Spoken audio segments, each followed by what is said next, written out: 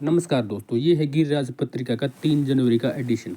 आपको पता होगा कि हर हफ्ते ये पत्रिका जारी होती है। इसमें जीके के इम्पोर्टेंट क्वेश्चन रहते हैं, हर एग्जाम के लिए इम्पोर्टेंट है। तो फर्स्ट क्वेश्चन है, अर्जुन अवार्ड से सम्मानित कबड्डी खिलाड़ी रितु नेगी हिमाचल के किस जिले से संबंधित है?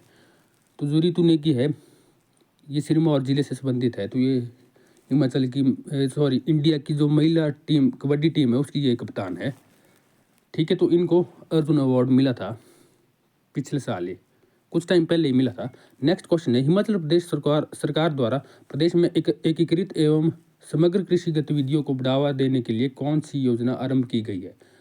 तो इसका हो जाएगा आंसर हिम उन्नति योजना आरंभ की गई है। तो आपने ये ध्यान रखना है कि जो हिम उन्नति योजना है वो एग्रीकल्चर से रिलेटेड है। तो हिमाचल सरकार द्वारा ये योजना चलाई जा रही है, हिम उन्नति योजना। नेक्स्ट है प्रश्न नंबर 3, हिमाचल प्रदेश में शिवा प्रोजेक्ट किन फलों की बागवानी को बढ़ाने के लिए आरंभ किया गया है? तो इसका आंसर हो जाएगा, देखो, गर्म क्षेत्र में सिट्रस फलों की पैदावार बढ़ाने के लिए। सिट्रस फल मतलब जो खट्टे फल, जो खट्टे फल होते हैं उनको सिट्रस फल बोला जाता है। जैसे नींबू, संतरा वगैरह जो ये फल है इनको सिट्रस फल बोला जाता है। तो और ये जो शिवा परियोजना या शिवा प्रोजेक्ट ये 7 डिस्ट्रिक्ट में चलाया जा रहा है। तो ऐसा क्वेश्चन पूछा जा सकता है कि कितने डिस्ट्रिक्ट में चलाया जा रहा है? तो ये सिरमौर, मंडी, कांगड़ा, बिलासपुर, हमीरपुर, ऊना, मतलब 7 डिस्ट्रिक्ट है इसमें, आपने देख लेनी है। ठीक है, नेक्स्ट है प्रश्न नंबर 4, सन 1650 ईस्वी में कुल्लू रियासत के किस राजा ने अपनी राजधानी नगर से सुल्तानपुर स्थानांतरित की थी? तो इसका आंसर हो जाएगा, चौथे का आंसर, राजा जगत सिंह ने अपनी राजधानी को बदला था 1650 ईस्वी में, नगर से सुल्तानपुर को स्थानांतरित किया था। नेक्स्ट क्वेश्चन है क्वेश्चन नंबर 5, हिमाचल में स्थापित होने वाली थाना प्लोन विद्युत परियोजना कितने मेगावाट क्षमता की है? तो इसका आंसर हो जाएगा 191 मेगावाट की, 191 मेगावाट की परियोजना है। तो ये आपने ध्यान रखना है कि ये कौन सी नदी पे बनाई जा रही है। तो ये इसका आंसर हो जाएगा, ये व्यास नदी पे बनाई जा रही है और मंडी डिस्ट्रिक्ट में एक प्लेस है कून कतर, उस प्लेस पे ये बनाई जा रही है।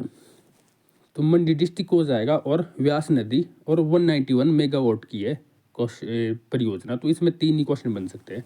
नेक्स्ट है, किस वायसरॉय द्वारा भारतीय राष्ट्रीय कांग्रेस को प्रतिबंधित किया गया था? तो इसका हो जाएगा, लॉर्ड विलिंगडन द्वारा भारतीय राष्ट्रीय कांग्रेस को बैन किया गया था। तो ये 1932 में बैन किया गया था। तो आपको पता होना चाहिए कि जो लॉर्ड विलिंगडन है वो 1931 में वायसराय बने थे भारत के। तो 1931 से 36 तक वो वायसराय रहे थे। तो उन्होंने राष्ट्रीय कांग्रेस को बैन किया था 1932 ईस्वी में। क्वेश्चन नंबर 7 है, जर्मनी से आए मोरोवियन मिशन के हाइड दंपति ने सर्वप्रथम सन 1861 में प्राइमरी पाठशाला हिमाचल प्रदेश के किस जिले में स्थापित की थी? तो 7th का आंसर हो जाएगा, लाहौल स्पीति के केलांग में पाठशाला, ये स्कूल खोला था। नेक्स्ट है क्वेश्चन नंबर 8, भरहुत का स्तूप किस राजवंश की कला का सुंदर उदाहरण है? तो क्वेश्चन नंबर 8 का हो जाएगा, शुंगकालीन स्थापत्य कला का ये उदाहरण है भरहुत का स्तूप। शुंग काल आपको पता है, शुंग काल लगभग 185 ईसा पूर्व से स्टार्ट हुआ था, मतलब 185 BC में स्टार्ट हुआ था। तो भरहुत का जो स्तूप है इन्होंने ही बनाया था, शुंग काल में ये बना था और ये मध्य प्रदेश के सतना जिले में मौजूद है।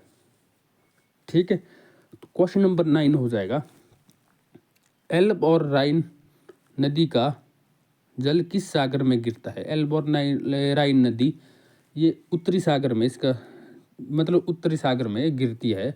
और उत्तरी सागर जो है वो इंग्लैंड, डेनमार्क वगैरह जो कंट्री है उनके साथ है इसकी बाउंड्री। ठीक है, तो आपने देख लेना है, आप मैप में ये देख लेना है आपने उत्तरी सागर। नेक्स्ट है क्वेश्चन नंबर 10, बोधिसत्व पद्म पाणी की पेंटिंग कहाँ स्थित है? ये इंपॉर्टेंट क्वेश्चन है। ये इसका आंसर हो जाएगा, देखो, ये जो बोधिसत्व पद्म पाणी, ये इसकी अजंता की गुफाएं जो है वहाँ इनकी ये पेंटिंग मौजूद है। ठीक है, और ये अजंता की गुफा आपको पता होना चाहिए महाराष्ट्र में मौजूद है। इससे बहुत से क्वेश्चन पूछे जाते हैं। तो बोधिसत्व पद्म पाणी ये बौद्ध धर्म से संबंधित है और इसकी पेंटिंग है अजंता की गुफा में। अजंता की गुफा है महाराष्ट्र में। नेक्स्ट है क्वेश्चन नंबर 11 जो है, नीतिसार पुस्तक के लेखक कौन थे? जो नीतिसार पुस्तक है इसके लेखक हो जाएंगे कामंदक। कामंदक इसके लेखक थे। तो ये जो नीतिसार पुस्तक है ये संस्कृत से संबंधित, ये संस्कृत में लिखी गई है, संस्कृत ग्रंथ है कि तो कामंदक इसके लेखक थे। नेक्स्ट क्वेश्चन है प्रश्न नंबर 12 जो है, बक्सर की लड़ाई के बाद किस संधि पर हस्ताक्षर किए गए? तो आपको पता होना चाहिए कि बक्सर की लड़ाई जो हुई थी वो 1764 ईस्वी में हुई थी। तो मतलब इसमें अंग्रेजों के लिए जो लड़ाई थी वो बहुत इंपॉर्टेंट थी। तो जो क्वेश्चन नंबर 11 है इसका जो आंसर हो जाएगा, सॉरी क्वेश्चन नंबर 12 है, बक्सर की लड़ाई जो हुई थी इसके बाद जो संधि हुई थी, इलाहाबाद की संधि हुई थी, ये हुई थी 1765 में। तो 1764 में हुई थी बक्सर की लड़ाई, उसके बाद ही लड़ाई के बाद संधि हुई थी। तो उसमें 2-3 इसमें प्रमुख किरदार थे। एक तो रॉबर्ट क्लाइव, एक शाह आलम द्वितीय जो उस टाइम मुगल का मतलब ये था, क्या बोलते सकते इसको, मुगल राजा था उस टाइम शाह आलम द्वितीय, और एक अवध का भी राजा था इसमें कोई सिराजुद्दौला कुछ ऐसा नाम है। तो ये इसमें मुख्य किरदार थे। 1765 में हुई थी ये बक्सर की लड़ाई में, जब हार गए थे अंग्रेजों से, रॉबर्ट क्लाइव की जीत हुई थी उसमें। उसके बाद कुछ शर्तें थोपी गई थी इन पे राजाओं पे, और उसके बाद ही बंगाल, उड़ीसा और अवध में अंग्रेजों को दीवानी अधिकार भी मिल गए थे। मतलब ये उसके बाद टैक्स वगैरह वसूल कर सकते थे वहाँ से। तो अंग्रेजों के लिए बहुत इंपॉर्टेंट रही है बक्सर की लड़ाई, और उसके बाद उन्होंने इलाहाबाद संधि की थी। नेक्स्ट क्वेश्चन है क्वेश्चन नंबर 13, सिक्किम भारतीय संघ का पूर्ण राज्य कब बना? तो इसका हो जाएगा सन 1975 में। 1975 में ये पूर्ण राज्य बना भारत का। नेक्स्ट है प्रश्न नंबर 14, भौगोलिक संकेतक प्राप्त रायगढ़ शॉल किस राज्य का उत्पाद है? रायगढ़ शॉल जो है ये उड़ीसा राज्य का उत्पाद है। ठीक है, इसमें जीआई टैग भी इसको मिला है, भौगोलिक संकेतक का मतलब है जीआई टैग।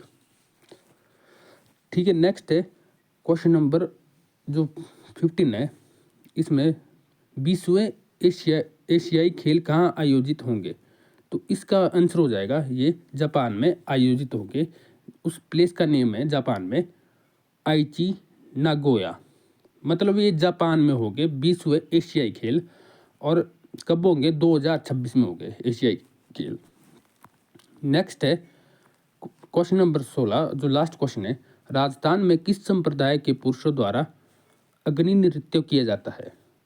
तो जसनाती सिद्ध एक संप्रदाय है राजस्थान में संप्रदाय, तो इनके द्वारा ये अग्नि नृत्य किया जाता है। तो ये थे इसके क्वेश्चन।